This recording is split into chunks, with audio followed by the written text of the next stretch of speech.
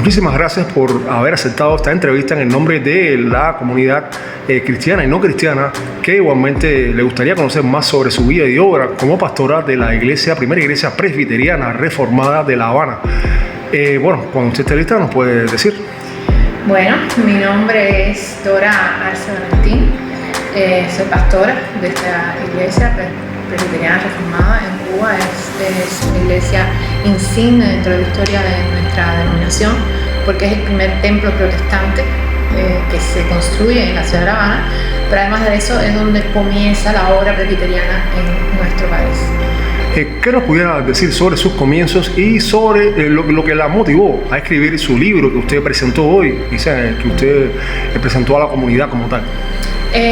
Bueno, en realidad yo nací en un hogar cristiano, así que la fe no se puede enseñar, pero sí se puede inculcar. Yo creo que a partir del testimonio de la vida de mi mamá y mi papá, pues fue fácil para mí entender que Dios me estaba llamando a determinados caminos y que con humildad tenía que ir caminando por esos mismos caminos que Él me llevaba, ¿no?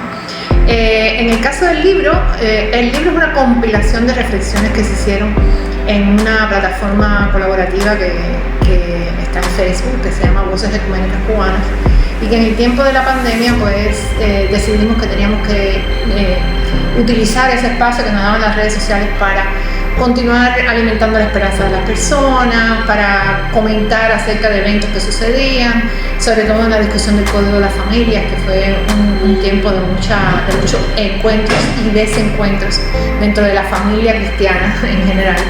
Y bueno, ese es el origen del libro. El libro es una compilación de esas reflexiones que yo agradezco muchísimo a Juliet, que es otra de las miembros del grupo, que me inspiró, me dijo, esto hay que publicarlo, y al final casi que es la obra de ella y mía, porque ella fue la editora de estas reflexiones, y bueno, con muchísimo gusto lo pongo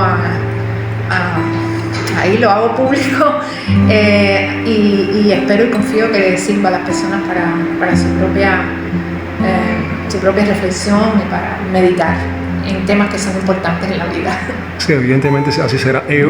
Otra pregunta, o sea, esto nos lleva a otra pregunta, sería, ¿considera usted la iglesia presbiteriana reformada una evolución en comparación con la iglesia católica y otras denominaciones cristianas o no cristianas, o lo contrario? Yo creo que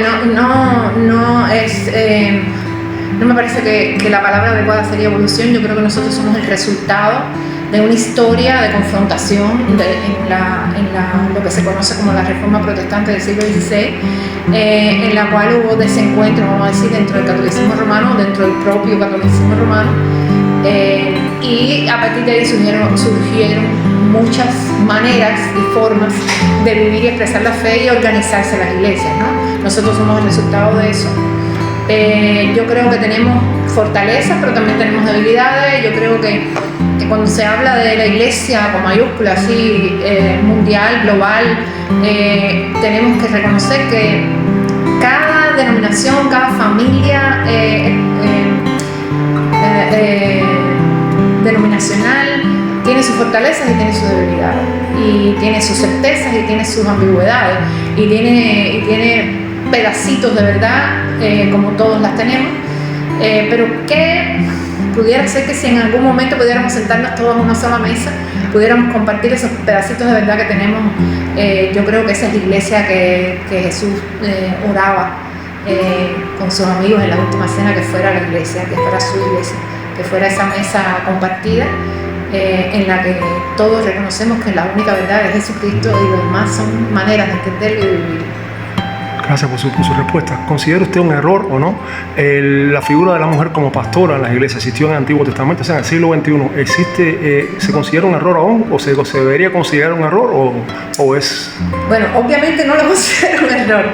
Yo creo que a estas alturas de la humanidad es muy difícil sostener teológica y bíblicamente que las mujeres no tenemos el derecho a ejercer los ministerios para los cuales nos sentimos llamadas. Yo creo que eso es un derecho que tiene todo ser humano, no solamente las mujeres. Todo ser humano tiene derecho a responder al llamado de Dios de la manera en que entienda.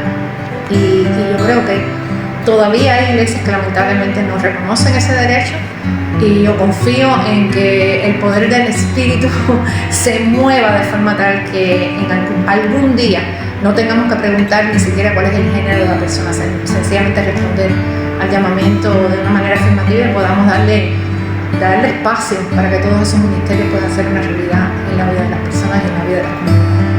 ¿Cuál sería su recomendación para personas que comienzan en el camino de la fe, sea en la iglesia presbiteriana o en otras denominaciones, según su experiencia y su vida y obra, ¿no?, hasta la actualidad? Bueno, yo creo que cada persona recibe el llamamiento de la manera, el día, el momento, la etapa de su vida en que el Espíritu quiere.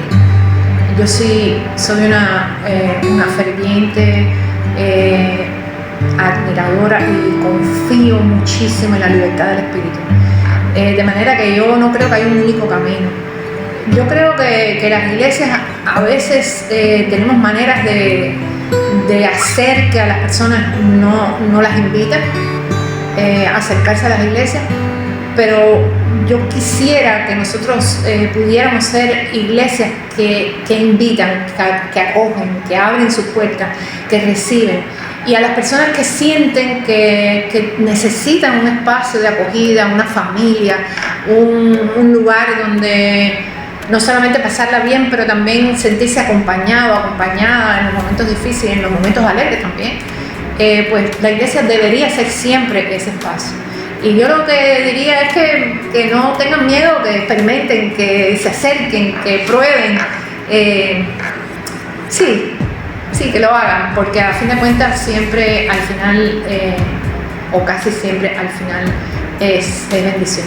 Y desde el punto de vista social, ayuda a la sociedad, sea Cuba, sea cualquier país. Efectivamente, la iglesia tiene un rol en la sociedad, y yo creo que cada día más en el espacio de la sociedad cubana estamos verificando que la iglesia es un espacio social, un espacio de fraternidad, un espacio también donde se desarrollan dones, donde se multiplican valores, donde también se van creando patrones de conducta que favorecen, en la gran mayoría de las posibilidades, favorecen al crecimiento de la sociedad para bien. Bueno, finalmente, ¿usted es bilingüe? Sí. What would be your recommendation for people who are Christian or those ones who are not Christian, who want to start your faith? I mean, you form Christian Presbyterian faith or church. I think, do you want me to answer? Yeah, in English. I think that God just called people. I think that the fact that you decide where to go is probably part of the process. I think that you just pay attention to what God is telling you, and if God is telling you go to the Presbyterian church, that's okay, but if not, that's okay, just believe and go for it. Well, thank you so much. And now in Spanish, muchas gracias por su palabra para todas las personas que pertenecen a la audiencia nacional y mundial, que son cristianos o incluso no cristianos, que igualmente escuchan y aprenden de sus palabras, especialmente en estos tiempos que se necesita tanto escuchar de la palabra de Dios y la palabra de personas como usted, que tienen una vida en respecto a la fe que usted representa. Muchas y que inspira, gracias. Incluso inspira al reportero también. Muchas gracias, no, gracias por a la usted. Oportunidad.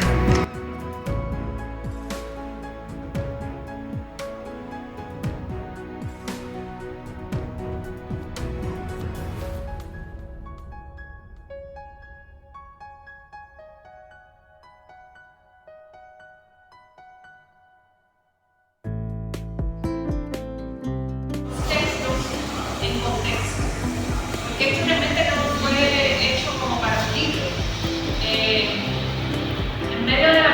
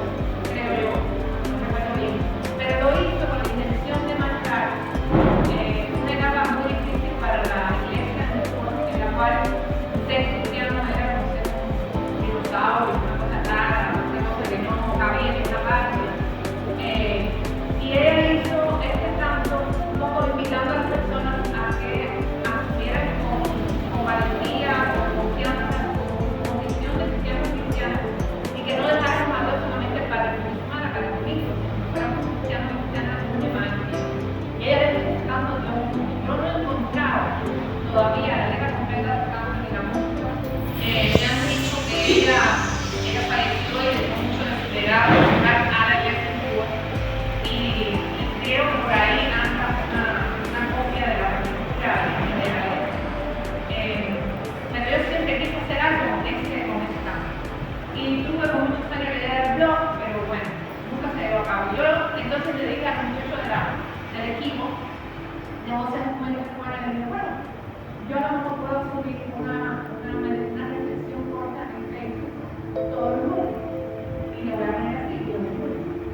Entonces muchas de las reflexiones tenían que ver con lo que estaba sucediendo, con la pandemia, con la discusión con el poder de la familia, con cosas que nos iban sucediendo como cubanas y cubanos en medio de un tiempo que fue muy difícil, pero a la vez muy lleno de oportunidades, de maneras de ser que nunca habíamos antes experimentado. Entonces, este es un poco el origen de este libro.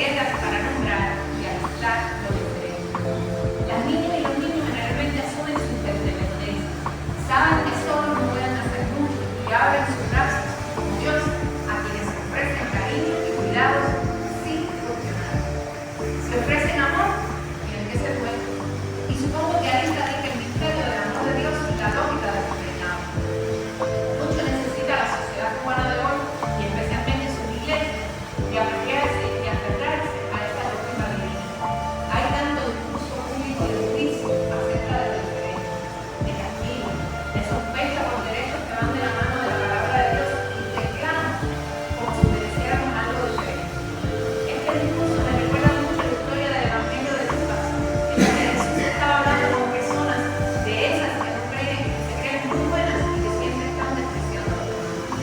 Según la narración, Jesús le contó una historia de dos hombres, un fariseo y un orador del pueblo. En términos infantiles, uno bueno y otro malo a los ojos de la sociedad.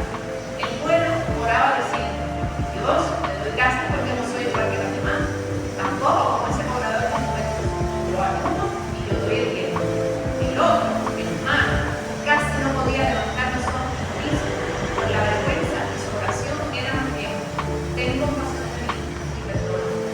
Las palabras de Jesús deberían resonar en cada familia que se llama hoy cristiana, en cada esquina de este país, porque la humildad es un valor universal. Los que se creen más importantes que los demás son los menos valiosos para Dios. El Evangelio de Lucas, capítulo 18, verso 9. Seamos como niñas y niños, abracemos el amor como valor supremo del reino de Dios y seamos humildes en todo tiempo. Y que Dios nos ayude para que como Iglesia de Jesucristo en Cuba, nuestra oración pública y diaria sea la más humilde de todas. Señor, perdona a tu Iglesia por todo lo que hemos hecho mal y ten misericordia. Y el otro que quería compartir con ustedes, yo pienso que por los tiempos que vivimos, es uno que se llama Esperanza contra toda esperanza. Sigue nadando. Y está basado en el texto de Gálatas, porque nosotros por el Espíritu guardamos la esperanza de la resurrección. Todos los que somos madres y padres, cualquiera sea la edad de nosotros, en alguna etapa de la vida hemos tenido que sentarnos a ver películas de hermanos. Muchas veces hemos tenido que ver la misma película más de una vez. Mi hijo más pequeño estoy segura que tiene un récord Guinness para el que nunca hemos aplicado. El niño que más veces ha visto el pequeño. En la familia nos sabemos muchos diálogos de memoria y en más de una ocasión hemos repetido algunas sabias líneas de acción, como aquellas famosas frases de las ubicadas diciéndole a Pumba con estos amigos para que enemigos, por cierto, muy pertinente para estos tiempos. Uno de esos animados buscando a Nemo y su saga buscando a Doris están siempre entre mis favoritos. Siempre me fascinó esa historia de amor paterno y amistades por muchas razones, pero en especial por Doris. En medio de su patológico triste siempre dice cosas sabias y justas. Ante cualquier obstáculo, la sabia solución de Doris siempre es: sigan nadando, sigue nadando. O sea,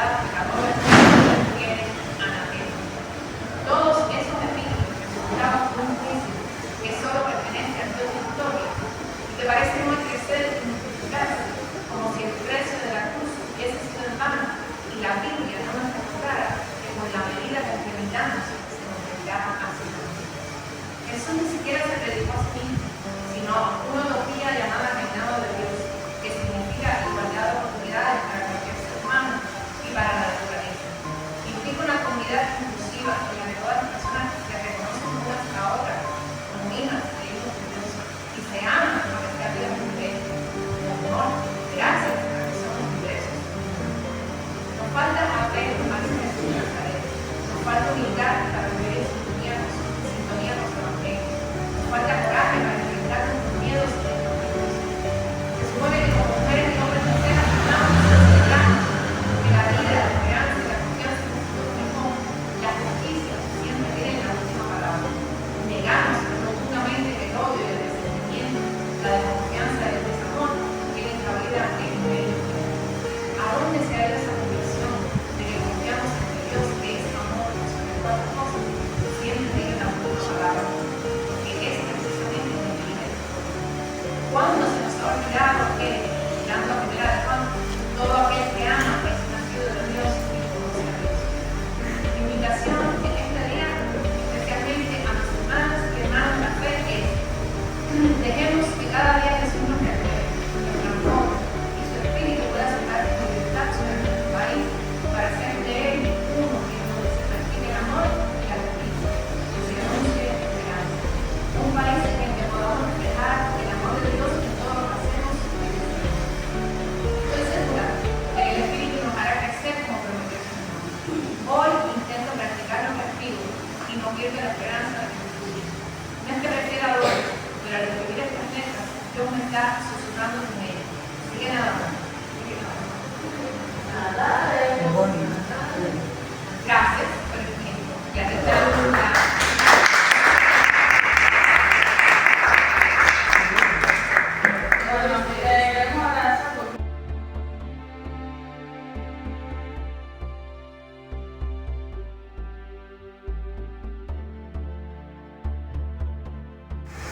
muchos aquí asisten. Y de repente hay un libro que se llama Reflexiones para la Vida, que yo lo he leído toda la vida, ¿no? Desde que yo soy una niña estoy leyendo eso, y de repente me dicen, la autora viene de la iglesia, ¿sabes? Es una de las miembros del Tai Chi, y de repente esa mujer viene y nosotros la vemos todos los días, y entonces le decía, qué bueno que tenemos ese tipo de personas aquí, y yo creo que deberíamos valorar mucho más como que tenemos en la iglesia, las personas que escriben, que cantan, que bailan, que tienen muchas cosas para ofrecer. Y este espacio es para eso, y yo les invito que si tienen algo de eso, por ahí por las casas, algún puesto que nunca han querido conectar, capaz que hayan aquí autores de libros, que no sabemos cómo. Así que yo les invito a este espacio también para eso. Así que muchas gracias.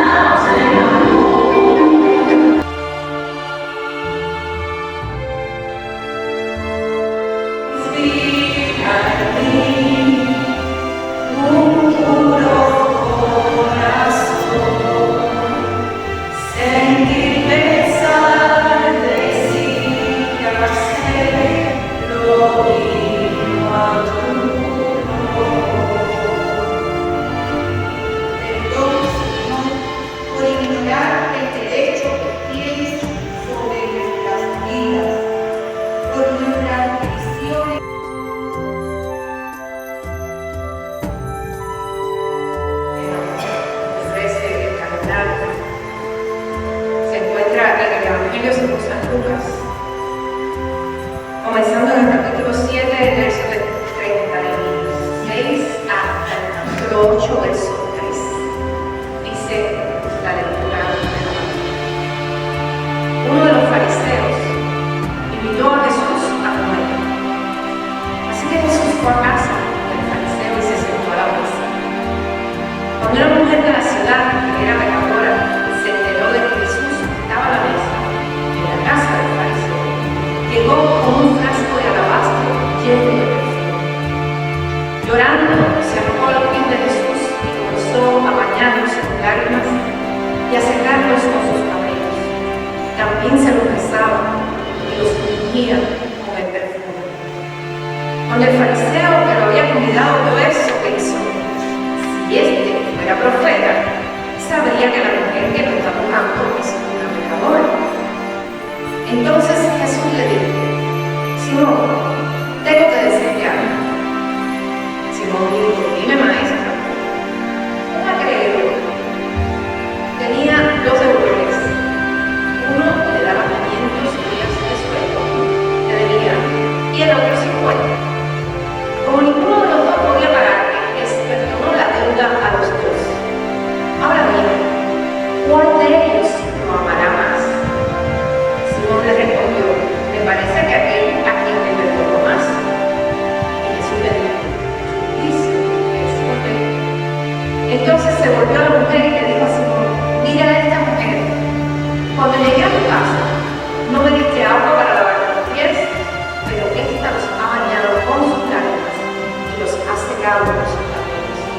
No me diste un beso, pero esta no ha dejado de besarme los pies desde que llegué. No ungiste mi cabeza con aceite, pero esta ha ungido mis pies con perfume. Por eso te digo que sus muchos pecados le son perdonados, porque amó mucho. Pero a quien poco se le perdona, poco ama. Y a ella le dijo, tus pecados te son perdonados. Los que estaban sentados a la mesa con él comenzaron a decir entre sí, ¿quién es este que también perdona pecados? Pero Jesús le dijo a la mujer, tu fe te ha salvado, ve en paz. Después de esto, Jesús andaba por todas las ciudades y aldeas y allí proclamaba y anunciaba las buenas noticias del reino de Dios. Lo acompañaban los 12 y también algunas mujeres que habían sido sanadas de espíritus malignos y de enfermedades. María, a la que llamaban Magdalena, y de la que habían sido expulsados 7 demonios, Juana, la madre de Chuza, la mujer de Chuza, el intendente de Herodes, Susana y muchas otras que los atendían con sus propios recursos. Esta es palabra de Dios. En los últimos tiempos, por razones que no vienen al caso de mencionar, he dedicado algunas horas extras a escudriñar el método moderno de liderazgo efectivo, que me permiten enfrentar las responsabilidades en el caso mío.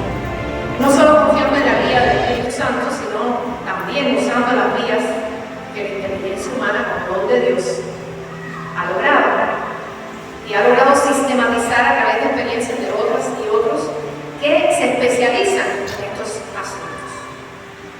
Y eso me ha obligado a una revisión total, aunque inacabada, siempre va a ser inacabada, de mi propia persona. Eso que muchos le llaman el mundo interior. Que cuando hacemos una mínima parada para la meditación personal, esa meditación introspectiva, reconocemos inmediatamente un espacio infinito, tan infinito como lo puede ser el mismo universo. No deberíamos asombrarnos por cuanto la propia Biblia nos matiza en múltiples ocasiones ese mundo interior. Por solo nombrar una, cuando nos comenta que nuestro cuerpo es el templo del Espíritu. No podría el Espíritu habitar en espacios limitados, así que de más está decir que ciertamente nuestro interior es tan vasto como lo que nos circunda. Pero vivimos con mucha prisa en estos tiempos. No nos facilita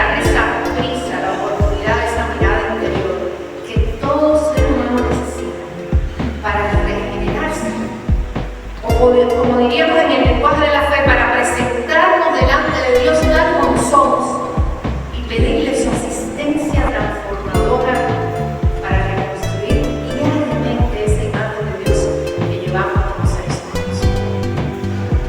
En este mismo empeño, he insistido por mucho tiempo, desde este mismo punto, en la necesidad de aprovecharnos de todo aquello que desde la fe nos permite enfrentar la dureza de la vida cotidiana, las preocupaciones que por razón de los tiempos que nos han tocado vivir nos acosan y nos pueden hacer perder el rumbo hacia el cual deberíamos andar siempre como hombres y mujeres de fe. Sin embargo, hoy quiero compartir con ustedes algunas ideas en relación con los privilegios que nos colocan en ventaja sobre otros tiempos, en las bondades que disfrutamos por ser hombres y mujeres del siglo XXI y por ende de un nuevo milenio en el que la ciencia, la cultura, el pensamiento, los avances de la tecnología nos permiten disfrutar de cosas que nuestros bisabuelos, por no decir Julio Verne, ni siquiera soñaron. Y no voy a referirme a nada a lo cual no tengamos acceso para que nadie se sienta desventado, sino de los privilegios que gozamos por vivir nuestra fe en tiempos en los que la palabra de Dios, esa que consideramos eficaz para cambiar nuestra vida, se ha logrado redescubrir desde todos los sectores del pueblo de Dios. No se trata solamente de que más personas pueden leer hoy la Biblia, sino que lo hacen desde perspectivas y situaciones muy diversas. Quienes hoy leen la Biblia y se atreven a interpretarla no son solamente profesores y profesoras de formación académica, ni solamente pastores y pastoras, sino el pueblo de Dios. La Biblia se lee hoy en español, en inglés, en chino, en coreano, en lenguas indígenas. Se lee en versiones populares, pastorales, devocionales. Grupos muy diversos pueden congregarse alrededor de ella, tomando su situación muy en serio, abiertos y abiertas a la dirección del Espíritu Santo, pueden descubrir dimensiones que permanecen ocultas para quienes a lo mejor la leen supuestamente en condiciones más favorables. Al decir de un famoso historiador, por cierto de origen cubano, Justo González, la Biblia no se limita ya a ser una guía para llegar al cielo, ni un manual de teología donde podemos encontrar respuestas rápidas a nuestras inquietudes. La Biblia es más bien el libro santo e inigualable que se nos describe, en que se nos describe el modo en que Dios actúa en el mundo y se nos promete el nuevo orden que Dios tiene preparado.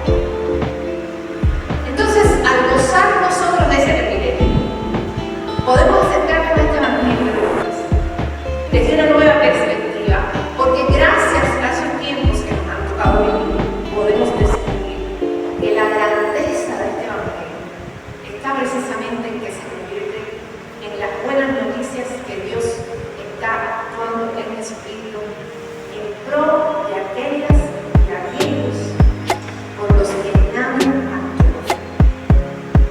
El Jesús que nos presenta Lucas recorre todo su territorio, sanando enfermos, devolviendo dignidad a las personas a quienes su mundo se las había negado, buscando a aquellos que están perdidos o desamparados.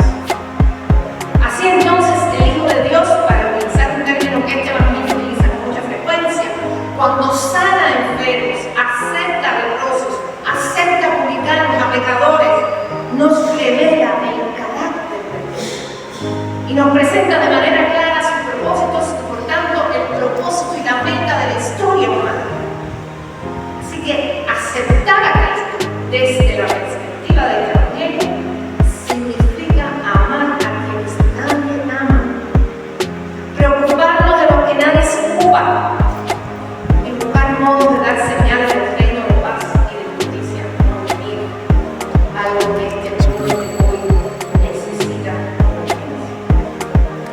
Entonces,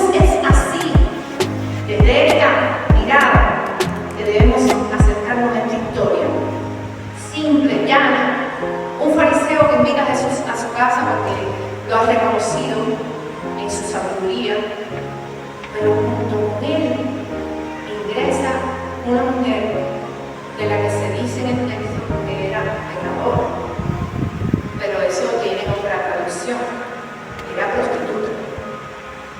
Esta mujer comienza a tener gestos de aprecio hacia Jesús, lava sus pies, derrama perfume. El fariseo entonces, dada duda de la capacidad de Jesús de ser profeta, pues deduce que de serlo, sabría que esa mujer llegó tarde y que por lo tanto debía rechazar, ¿verdad? Era una prostituta. Pero a continuación Jesús lo que hace es dar esta parábola. Dos deudores de diferente cantidad que fueron ambos perdonados por el apego. ¿Cuál amará más al acreedor? Pregunta Jesús. La respuesta es obvia.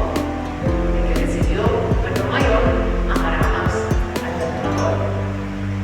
El fariseo acierta en la respuesta. Entonces, Jesús compara su actitud con la de la mujer. Mientras al fariseo no atendió a muchos detalles, ella sí se acercó a Jesús y no tuvo ningún prejuicio en rodearlo de cariño y reconocimiento. El texto termina, cierra la historia, cuando Jesús le dice a ella, sus pecados te son perdonados, pero también le dice, tu fe te ha salvado. Los primeros versos del capítulo 8 nos informan de aquellas mujeres que también formaban parte del grupo de Jesús.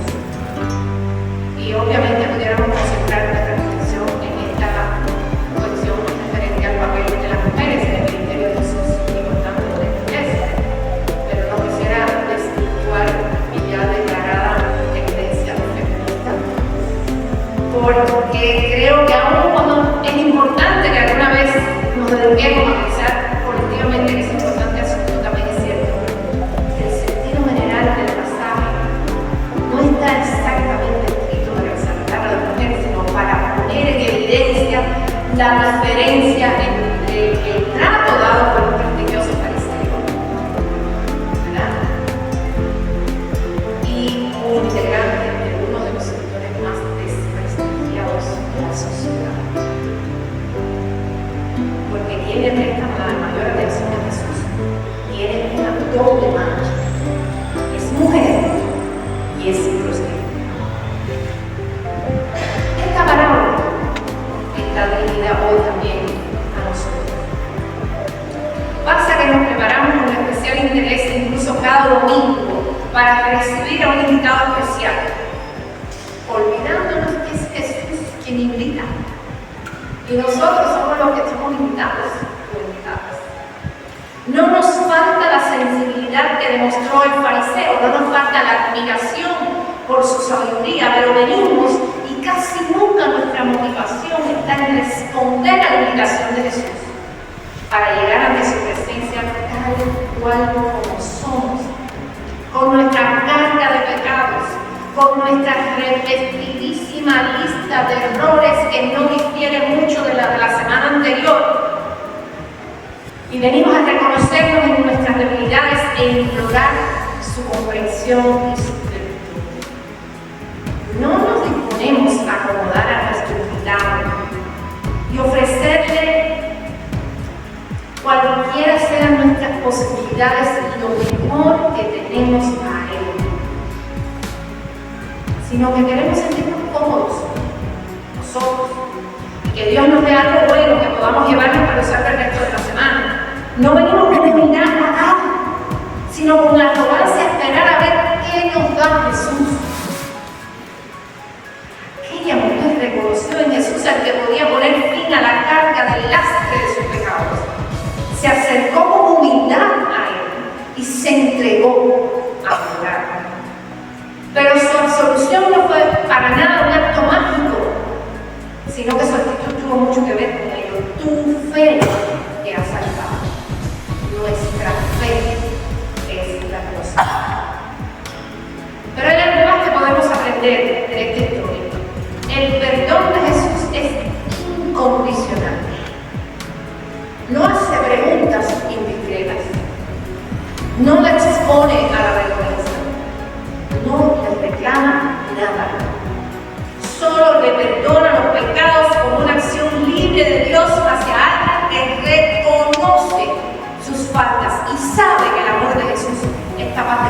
cambiar su vida. Deberíamos colocarnos con más frecuencia en el lugar de esa mujer pecadora que supo ver dónde estaba la salvación y recurrió a ella con humildad. Es probable que ella no se acercara a Jesús con esa intención. Quizás la sociedad la había convencido de que su pecado era imperdonable. Pero Jesús le mostró que no hay pecado que no pueda ser perdonado. No hay pecado que no pueda ser perdonado. Y eso es algo que tenemos que llevarnos en nuestros corazones y en nuestras vidas de una manera muy especial.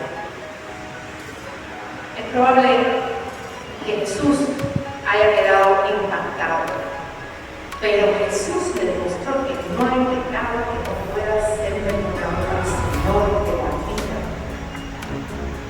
Y yo creo que, pensando en esta historia, tenemos dos carencias fundamentales en nuestro testimonio cristiano hoy. La primera es nuestra falta de humildad y la liviandad con la que asumimos nuestras imperfecciones, como si fuesen marcas de varicela que no se pueden borrar a no ser con la muerte.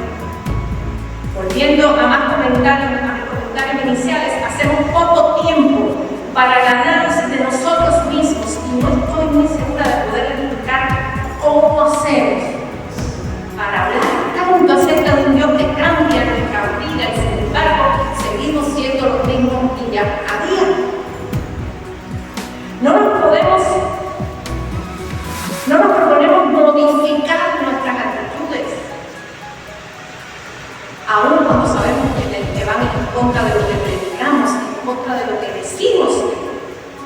Tenemos problemas de relaciones personales, de actitudes falsas, de rencores eternos y nos dejamos aplastar por las etiquetas que otros nos colocan. Así yo soy y no puedo cambiar. Uy, que hay de aquello de todo lo puedo en Cristo que me fortalece. Nos conocemos un poco a nosotros mismos y nos limitamos a acomodarnos a que como quiera que seamos, Dios nos ama. No es menos cierto que Dios nos ama tal como somos, pero no será argumento suficiente cuando nos presentemos delante de Él y nos pregunte qué hicimos con aquella frase que recitamos de memoria en el Padre Nuestro. Perdona nuestras deudas así como nosotros perdonamos a nuestros deudores. Condición esencial para el perdón de aquella mujer fue su confianza en que Jesús podía cambiar. La pregunta que nos hace hoy esta misma mujer, desde el texto: ¿creen ustedes de todo corazón que Jesús puede cambiarnos y modificar cada mínimo espacio de nuestro infinito mundo interior para convertirnos en personas mejores? Segunda íntima carencia desde el llamado que nos hace la palabra de Dios en esta mañana: olvidamos que el arrepentimiento es condición indispensable para el perdón.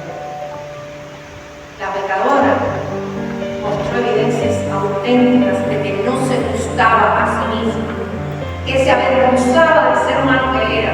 Alguno o alguna podrá pensar que claro, que debería de estar avergonzada de la prostituta, pero no pretenden desviarnos, porque si el pecado es vender el cuerpo, también es ponerle precio a nuestros valores, vender nuestra conciencia, vivir una doble moral, agredir un hermano o una hermana, ya sea si quiere de palabra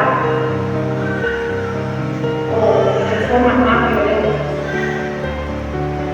chantajear emocionalmente a nuestros hijos o a nuestros padres o a nuestros cónyuges, exigiendo amor sin ofrecerlo gratuitamente, levantar el falso testimonio, pensar por otros y inferir que conocemos bien sus malas o buenas intenciones, si tan siquiera intentar ponernos en el lugar del otro con la hora o intensidad. La lista de nuestras acciones basadas en relaciones compra-venta y no en amor es muy larga. De manera que mejor no nos apartamos mucho de la condición de esta mujer pecadora, porque ese mismo sí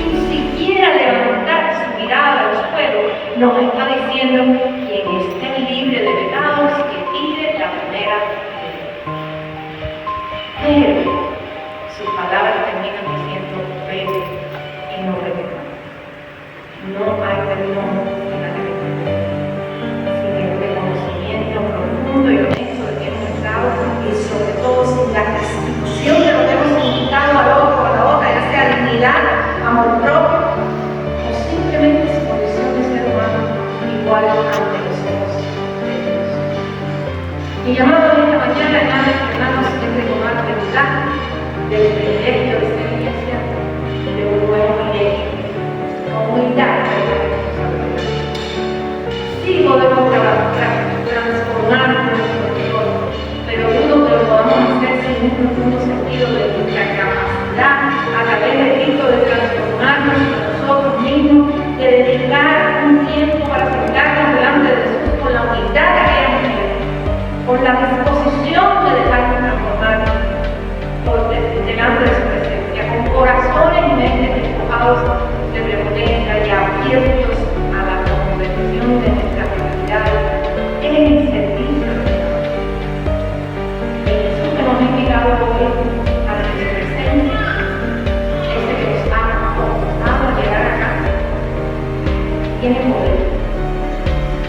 Y el propósito firme de transformarnos en hombres y mujeres listos a conocer y tratar a otras personas simple y amorosamente como criaturas de alto valor a los ojos de Dios, sin importar quién o qué. Él siempre está así nos lo ha cumplido, así será.